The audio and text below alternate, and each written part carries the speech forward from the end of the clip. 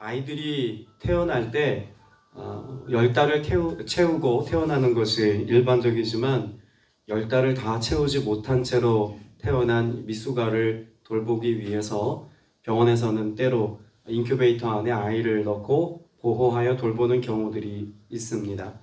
아이들이 제대로 먹지 못하는 상황에 엄마의 젖을 대신해서 먹여야 하고, 또 엄마의 품에 있어야 될 그 보호받는 시간에 보호받지 못함으로 그 인큐베이터 안에서 여러 가지 외부의 바이러스나 또 병균으로부터 보호하는 시간을 갖게 도와주는 것이 바로 인큐베이팅이죠. 미숙한 아이들에게만 이 인큐베이팅이 필요한 것이 아니라 생각됩니다. 영적인 삶에도 반드시 인큐베이팅이 필요합니다. 교회 공동체가 그런 인큐베이터 역할을 도와서 영적으로 건강하게 성장할 수 있도록 말씀의 꿀을 먹이고, 또 깨어서 기도하고, 또 함께 마음의 여러 가지 어려운 문제들을 품고 함께 위로할 수 있는 그런 코이노니아의 사역들이 있을 때 비로소 우리는 그 돌봄과 인큐베이팅을 통한 성숙과 성장의 시간을 가질 수 있다라고 말할 수 있겠죠. 구약시대에는 그런 교회 공동체라고 하는 그런 영적인 기관으로서의 공동체적인 돌봄이 사실 부재합니다. 나라 전체가 하나님의 거룩한 백성으로 세워지기까지의 역사들이 있기는 합니다만, 그런 공동체 안에서의 돌봄, 오늘날 교회 같은 그런 돌봄은 사실 구약 성경에는 찾아보기가 어렵죠. 오늘 출애굽기 말씀 속에선 바로 그와 같은 하나님의 돌봄과 하나님의 은혜가 흐르도록 하기 위한 영적 인큐베이팅이 모세와 또 하나님의 사람들을 통해서 이루어지고 있는 내용들을 우리가 볼 수 있습니다. 앞서서 우리는 어제 출애굽기 2장 말씀의 전반부를 통해서 모세가 장성한 후에, 다시 말해서 그가 자신의 지식과 학문과 여러 가지 경험과 자신의 실력과 힘을 의지해서 그 장성한 후에 무언가 이루려고 했던 자기 가능성에 치우친 삶을 살다가 실패한 이야기를 우리가 어제 마무리로 보았습니다. 15절 말씀을 다시 한번 보고 오늘 16절 이하 말씀을 살펴볼 텐데, 15절 말씀을 같이 한번 읽어볼까요? 시작.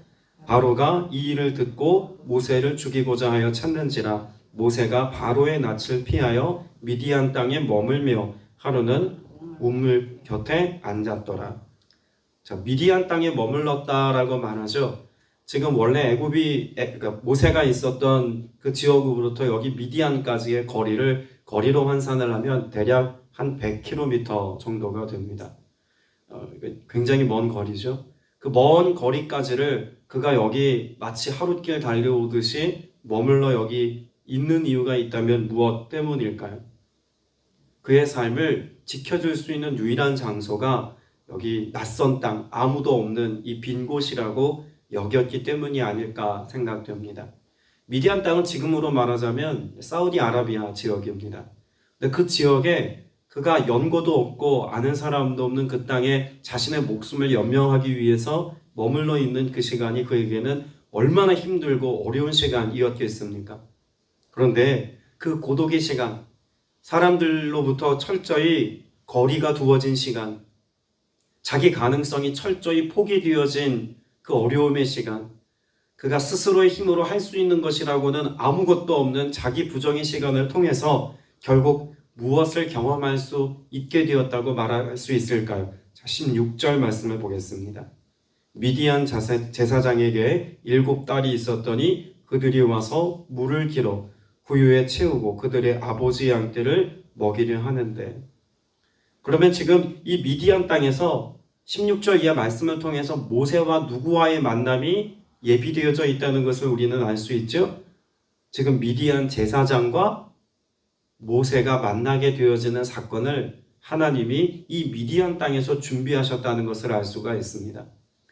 앞서 말씀드렸던 것처럼 가나안 땅도 아닌, 그러니까 원 이스라엘 백성들이 머물렀던 아브라함과 이삭과 야곱이 머물렀던 장소도 아닌 이 미디안 땅에 왜 하나님이 그를 두셨을까? 자, 창세기 25장을 보겠습니다. 창세기 25장 1절 2절 말씀을 보면, 창세기 25장 1절 2절 말씀을 같이 보시겠습니다. 같이 했습니다. 아브라함이 후처를 맞이하였으니 그의 이름은 그도라라. 그가 시므란과 욕산과 무단과 미디안과 이스박과 수아를 낳고. 오늘 2절 말씀에 보면 아브라함의 후처로부터 낳은 자녀들의 이름이 쭉 열거가 됩니다. 그런데 그 이름 중에 어떤 이름이 눈에 보이시나요? 미디안이라는 이름이 보이시죠?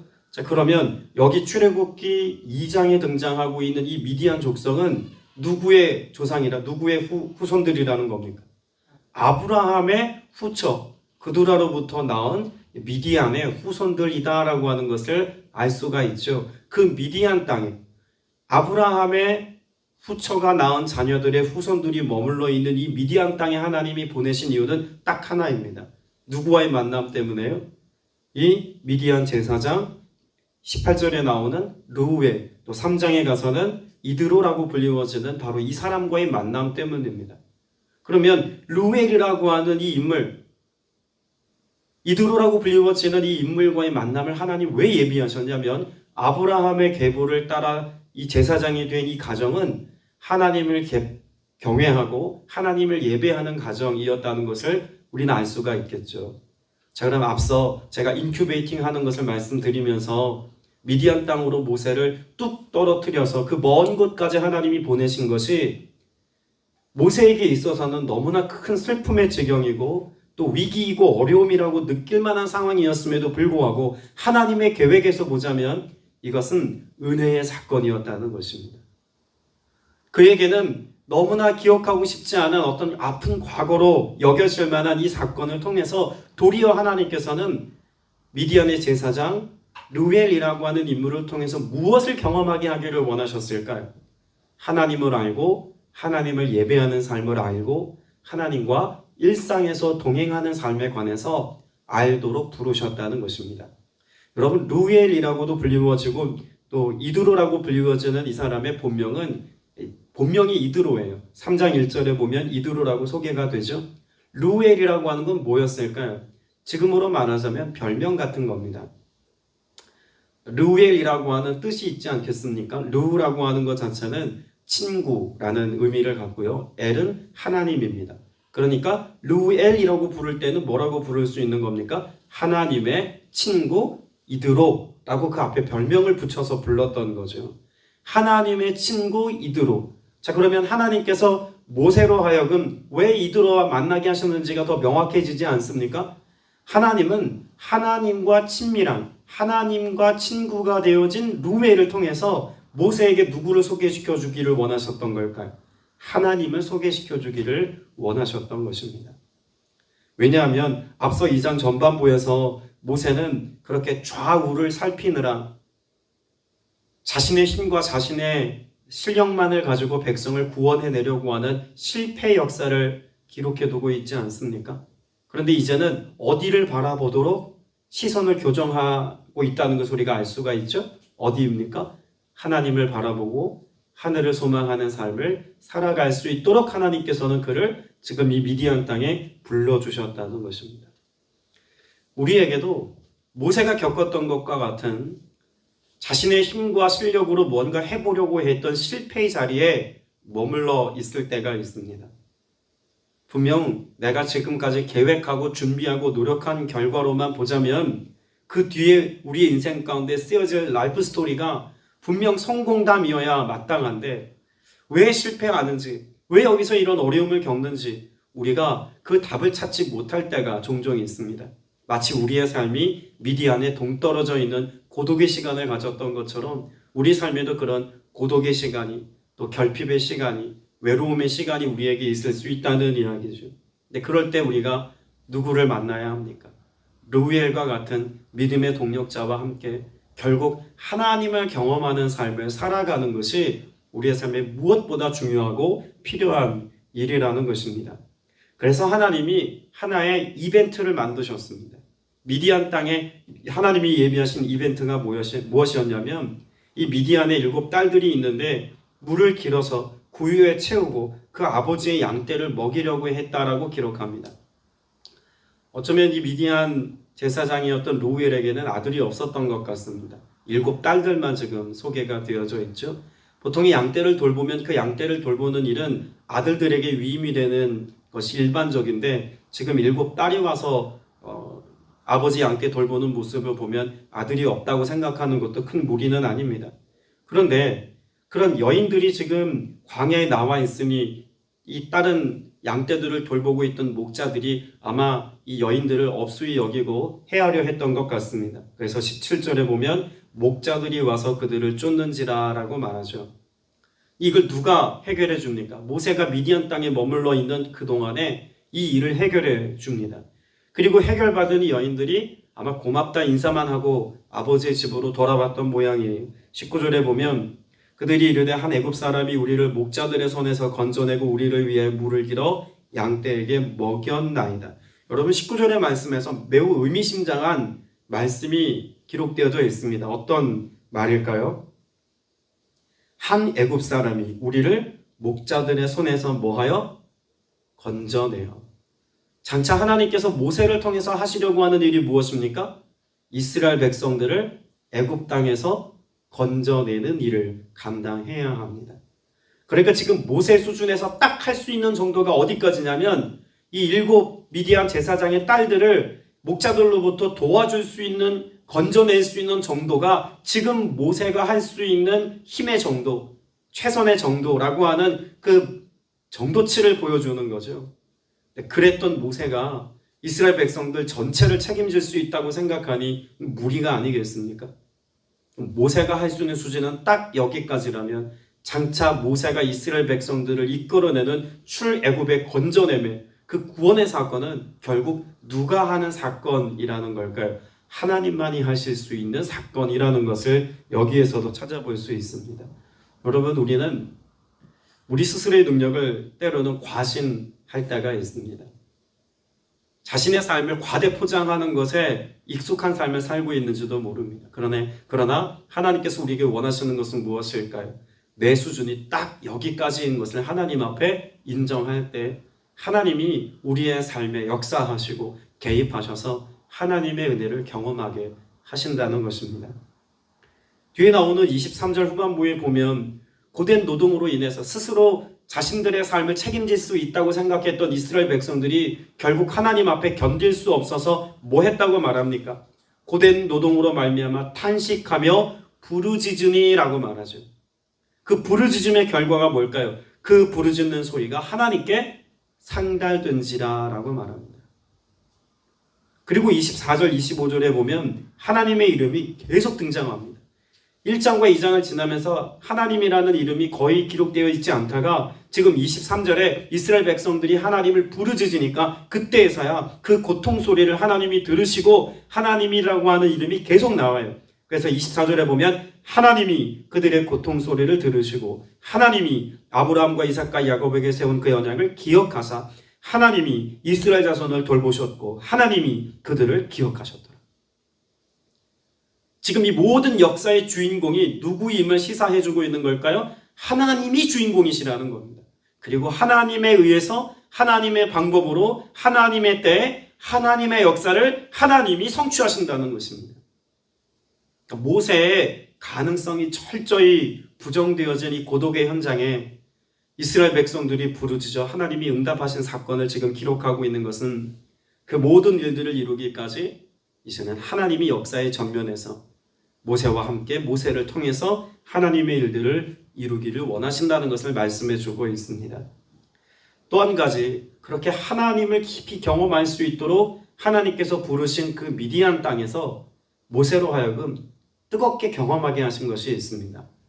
무엇이었을까요? 자, 21절 말씀을 같이 한번 읽어보면 모세가 그와 동거하기를 기뻐하며 그가 그의 딸 십보라를 모세에게 주었더니. 모세가 누에 그의 장인이 된 이 이드로와 함께 지내는 동안에 무엇을 소유하게 되었습니까? 가정입니다. 가정을 갖게 되었어요. 그 가정을 통해서 아들을 낳고 함께 오랜 시간을 살게 되죠. 그래서 22절에 보면 아들을 낳음에 모세가 그 이름을 게루소름이라 하여 이르되 내가 타국에서 나그네가 되었음이라 하였더라. 나그네 같은 삶을 살 수밖에 없는 모세입니다. 여러분, 나그네라고 하는 것은 결국 돌아갈 곳이 있다는 것 아닙니까? 그런데 그 나그네 삶을 살아내는 그 시점에 하나님께서 무엇을 허락하셨냐면 책임져야 하는 가정, 다시 말하면 공동체를 허락하셨다는 것입니다. 아주 작은 단위의 공동체이지만 모세가 그곳에서 경험해야 될 모든 것을 이 가정에서 경험했다고 해도 과언이 아닙니다. 여러분, 가정은 어떤 장소입니까? 하나님 아버지의 마음을 배울 수 있는 최적의 장소입니다.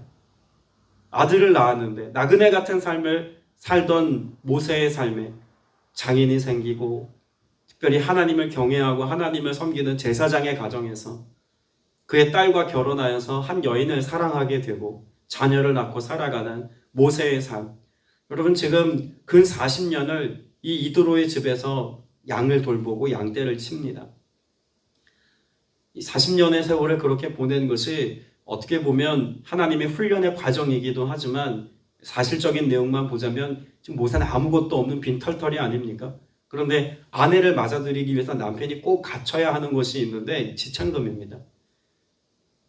근데 아무것도 없으니 그가 할 수 있는 최선의 것이 무엇입니까? 그의 양떼들을 돌보는 것 아니겠습니까? 자, 그러면 가정을 통해서 아버지의 마음을 배우고 또 아무것도 없었던 모세가 이도로의 양떼를 돌보면서 그 지창금을 대신하여서 그 일들을 감당하면서 돌봄이 무엇인지 지키고 보호하는 것이 무엇인지 마치 어린 목동 다윗이 그의 양떼를 돌보면서 하나님의 마음 또 하나님을 깊이 묵상하는 훈련을 했던 것처럼 이 40년의 시간을 가정 공동체 안에서 그렇게 하나님을 알고 하나님의 사랑을 알고 하나님의 사역을 배우는 이 귀한 시간이 모세에게는 반드시 필요했다는 이야기죠. 오늘 저와 여러분의 삶에도 하나님이 모세와 같이 이미 가정을 허락하셨습니다.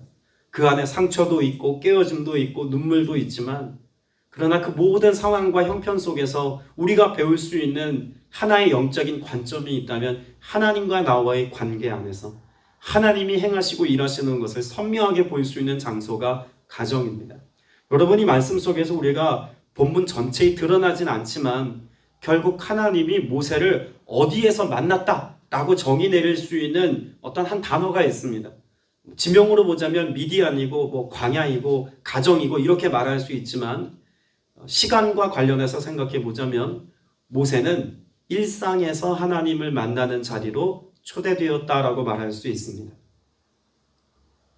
하나님과 함께 살아간다는 것을 모세는 잘 모르고 살았어요. 자신의 정체성은 어머니 요게벳으로부터 배웠을 겁니다. 히브리 민족이고 하나님을 경외해야 하고 하나님이 나의 하나님 되시고 그래서 우리의 참 민족과 동족은 히브리 민족이다라고 하는 자기 정체성에 대해서는 모세가 어머니로부터 어린 시절 훈련받고 양육받는 시간 동안 충분히 인지했을 겁니다. 그래서 자기 백성을 위해서 내가 여태까지 애굽 땅에서 배운 학문과 이 경험치들을 가지고 이 민족을 구원해 내리라 라고 하는 어떻게 보면 민족 봉기의 역사를 자신의 힘으로 이루려고 했는지도 모르겠습니다.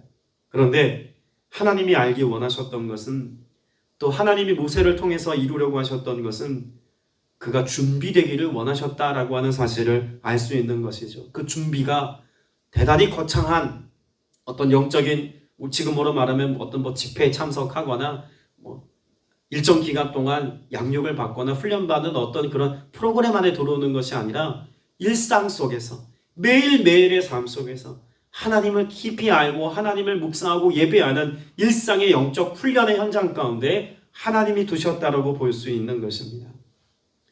우리가 주일 예배도 너무나 중요하고 또 교회 공동체 안에서 받는 여러 영적인 사역을 위한 훈련의 프로그램 안에 동참하는 게 중요합니다. 중요하지 않다는 이야기가 아닙니다. 근데 이것을 기반으로 해서 우리가 어떤 삶을 살아야 한다고요? 우리의 일상 속에서 하나님을 경험해야 한다는 것입니다.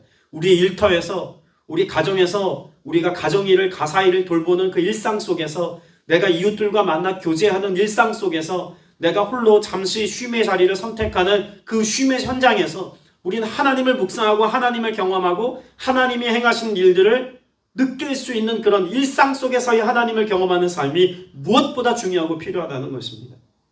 우리가 3장 내용을 보면서도 명확하게 드러나겠지만 모세는 그렇게 일상 속에서 자신의 일을 감당하는 일터에서 하나님을 깊이 경험합니다. 그리고 삶이 송두리째 바뀌는 변화의 역사가 어떤 제사를 드리는 어떤 현장이 아니라 일상에서 그가 그런 하나님을 깊이 경험하는 은혜 누렸다는 것을 우리는 발견할 수 있죠.